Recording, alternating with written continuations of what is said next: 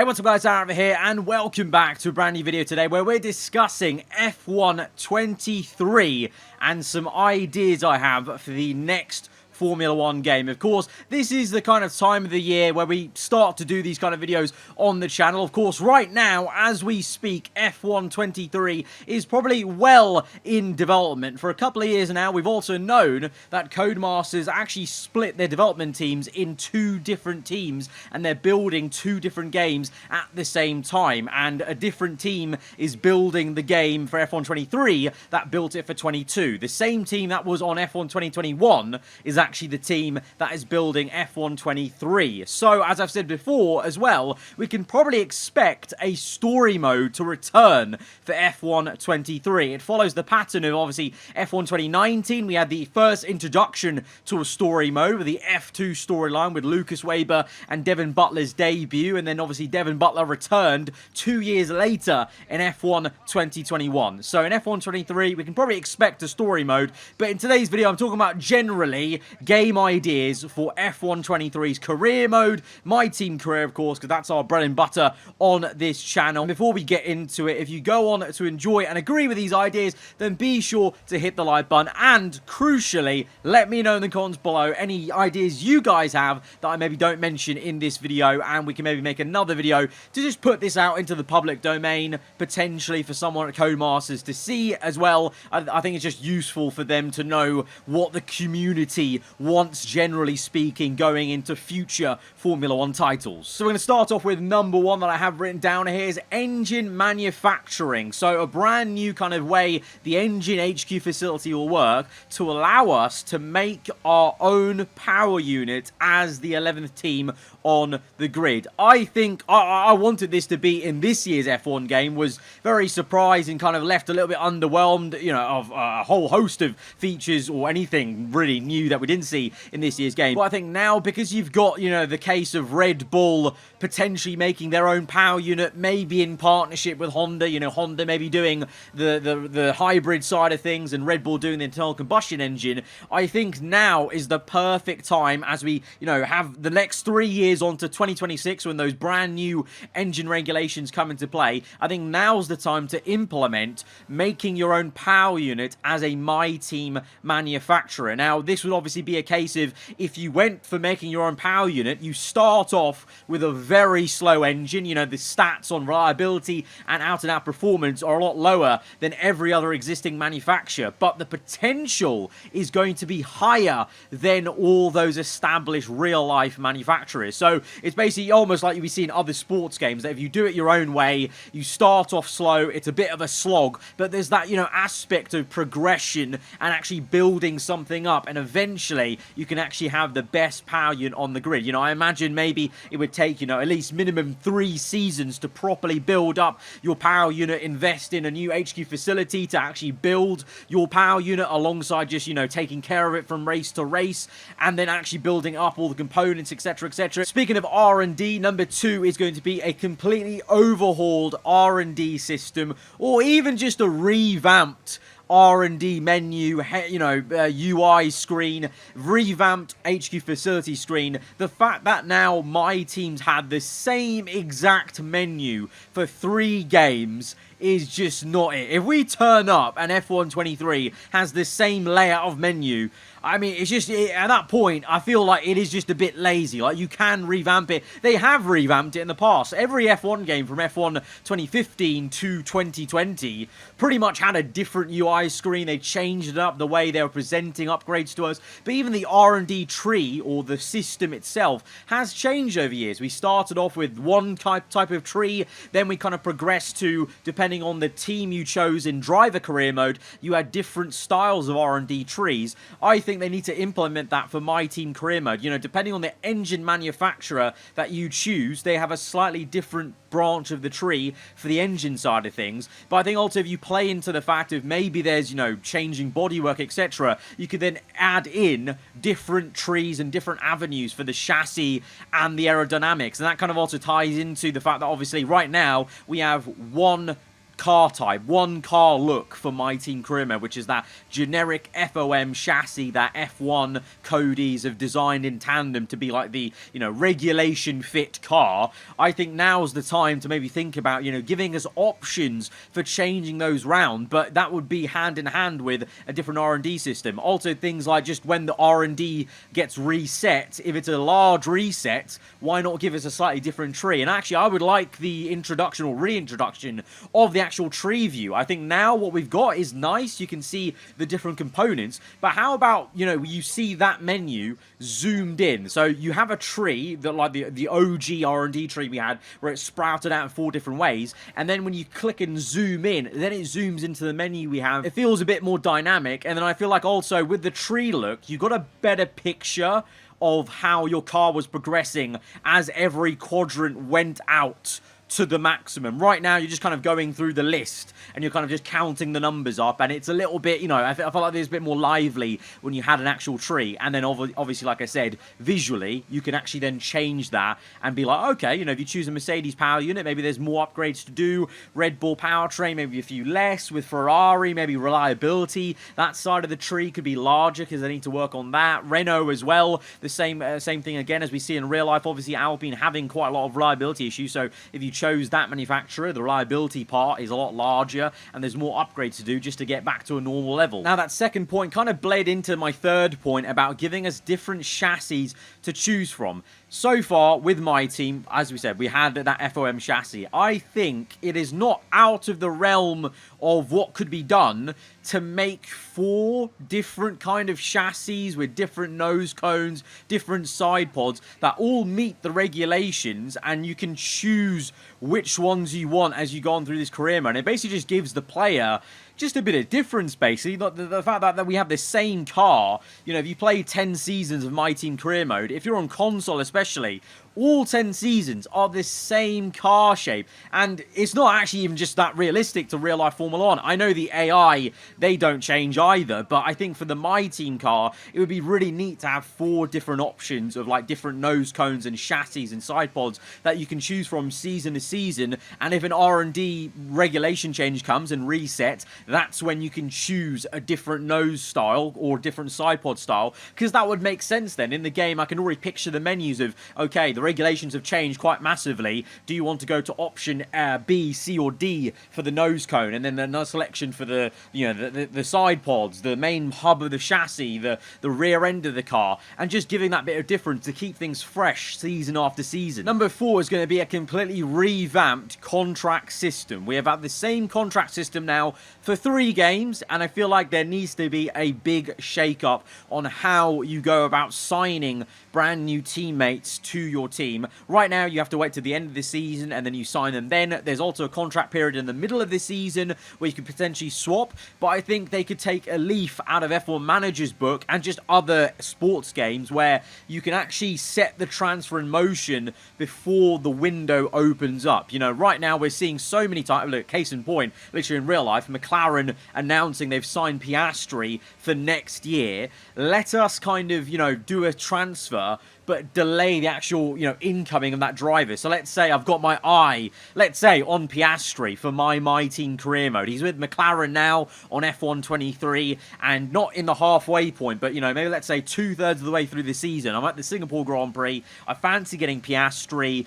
We don't know if he's available or not, but I'm going to try and tempt the waters, basically, and talk to him. And if he's about it, that's another thing as well. I think there needs to be a difference of also, you're signing them for a transfer fee from the team, and then also the wage as well of the driver. Right now, the kind of two are merged together. You have the buyout clause and the salary of a driver connected. I feel like it needs to be separated to allow us to kind of almost say to, like McLaren, like, I know you've got him contracted for 2 years. Can I buy him out of the year and then sign him at the end of the year? So that's another thing as well. Adding that layer of the AI team signing drivers on actual length contracts. So let's say Hamilton is on a 2-year contract with Mercedes. So if I know, if I want to sign him in Season 2 for my team, when my team's good enough, I need to first buy him out of that year, which that mechanism's already kind of there. But I feel like they need to now show it tangibly with, he's got a 2-year contract, you need to buy him out, and then having that ability to basically court Hamilton, court any driver,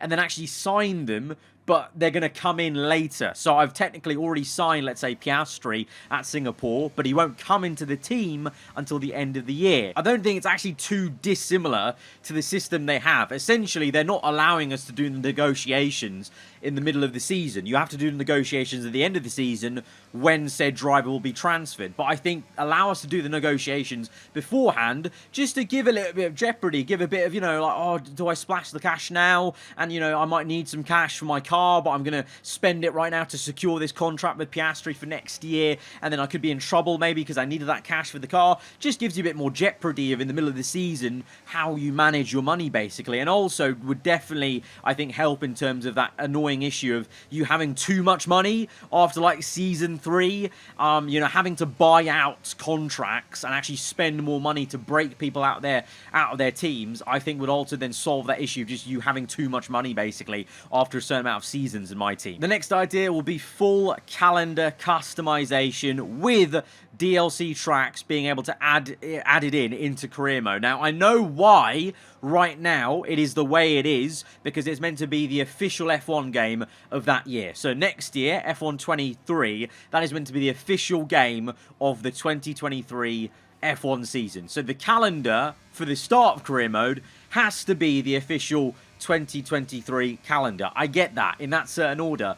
But what's the excuse of after Season 1, Season 2 onwards, why can't we move the calendar about? Have, Brazil in the first 5 races, having Abu Dhabi not be the finale, having Jeddah back at the bottom of the season, having, Monaco later in the year, or, clumping up all the US Grand Prix together. I think after Season 1, there is no excuse of, like, the red tape of why we can't do that. If you can have driver transfers in the career mode, which obviously you start Season 1 with the 2023 driver grid, and then they can change all they want.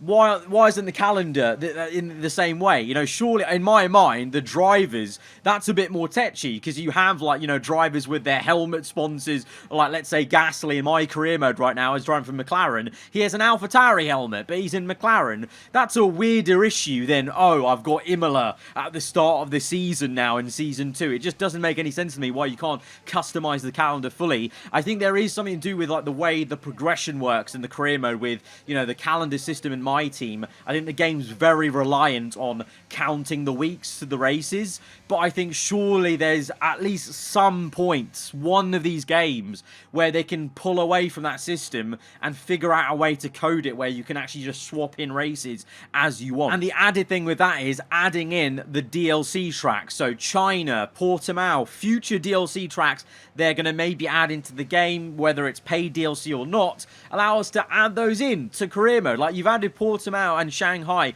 back onto F1 22. That's great. No one's going to play it. No one's going to play it, because if they're playing career mode, they're not going to be able to play it. My second last idea and point here is going to be better strategy planning and in tandem with your teammate. And that same thing we've been saying for so many years now, having teammate commands or team orders and the ability to actually somewhat communicate with your teammate. Now, obviously, in real life, you can't have radio to your teammate. You'd speak to your engineer, and your engineer, your race engineer would speak to your teammate's race engineer, and they'd work it out as a team, as a unit, and then get back to you. But because it's a game, you have to streamline the system a little bit. But I want some sort of way to say to my teammate, like, if he's behind me, look, mate, I want to pit this lap. You go and stay out one more lap. Don't double stack with me. And they still do that. They still do that so many times where, if you're ahead and you want to pit, you know, unless you want to sacrifice your own strategy, which you're not going to want to do if you're the car ahead. No driver would in real life either.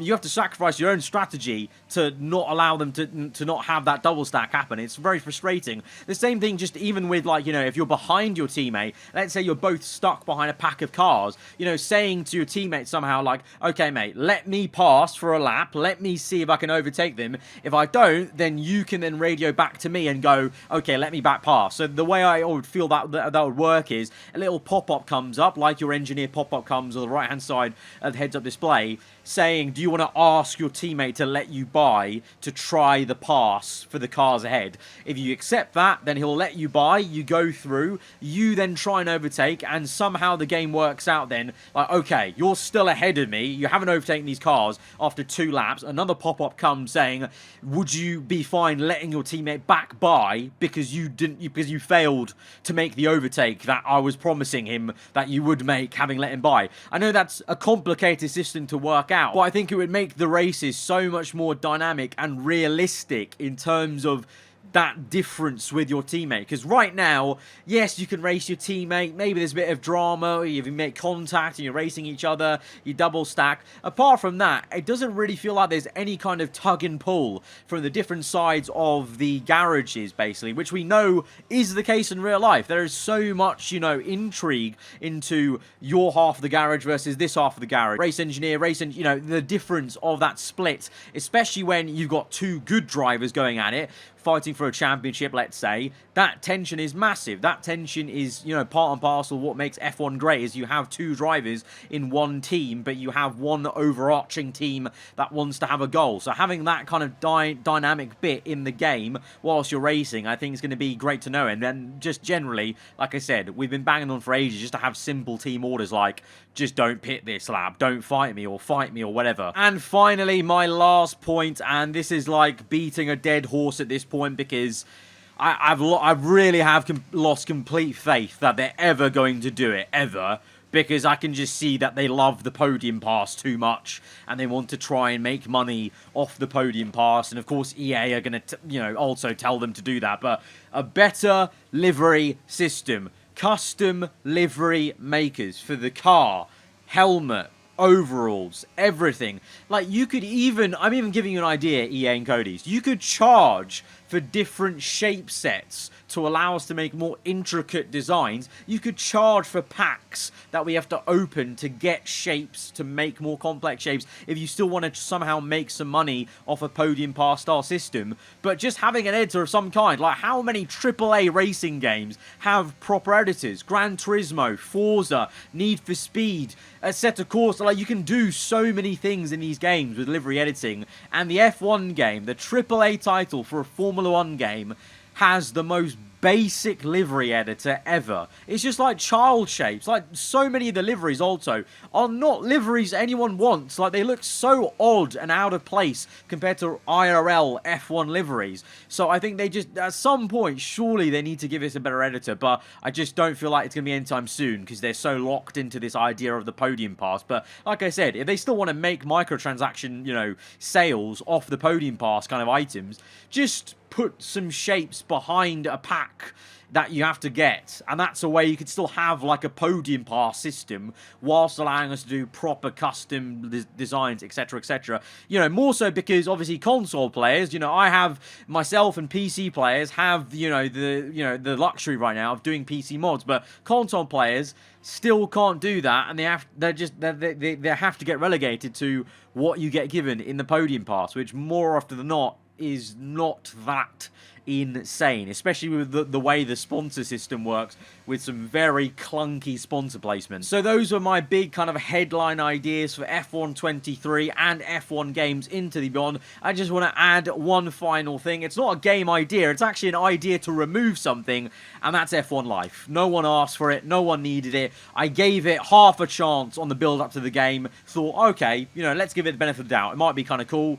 It's absolutely useless. No one uses it. It is just a main menu. That is it. It's just a fancy looking main menu. So please don't spend resources on building that out even further, like the rumors are saying, because literally it's just so so pointless. So that's my final point there. Guys, if you did enjoy and agreed with a lot of these ideas and like the idea of those ideas, then hit the like button. Let me know what you thought in the comments below. Like I said, let me know your ideas. Are there any others that I haven't mentioned right now that you reckon would be amazing in future Formula 1 games? Look through the comments, thumbs up, others, and like the most thumbs up. Maybe I'll collate into a second video down the line, like a month or so. So yeah, let me know. And if you are new around here, then do get subscribed for weekly Formula 1 content. I'll see you guys next time. Goodbye.